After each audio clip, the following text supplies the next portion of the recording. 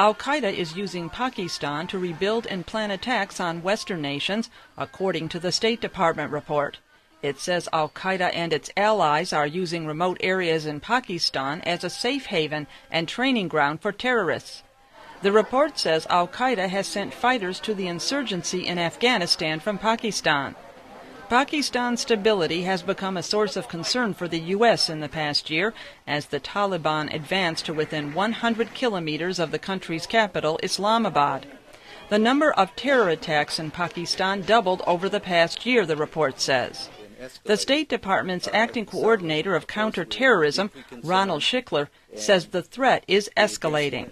We're going to have to find ways to, again, address the situation across the board, not only our help, but the help of the international community in giving the Pakistani government the capability to actually address these immediate security problems. The report says the number of deaths worldwide from terror attacks dropped by 30% last year, in large part because of the sharp decline of terrorist attacks in Iraq. It says the threat from Al-Qaida in Iraq diminished because of defections and the loss of control in key areas. Schickler says the U.S. and its partners have made progress in countering terrorism. Al-Qaida leaders in Iraq and Pakistan were killed. Terrorist leaders were kept on the move, kept in hiding. Dozens of countries passed new counterterrorism laws.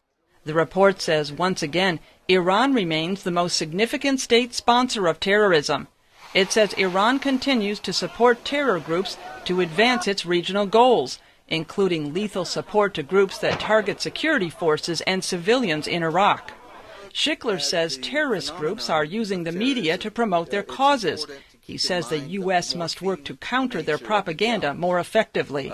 We are still engaged with decentralized, a highly adaptable foe that has a professional and fairly sophisticated propaganda machine. They seek with great frequency to exploit the media, especially the Internet, for their purposes. The report says Al-Qaida operatives in East Africa and Al-Shabaab militants in Somalia pose the most serious threat to American and allied interests in the region. It is also critical of Venezuelan President Hugo Chavez for not cooperating with U.S. anti-terror efforts. Deborah, VOA News, Washington.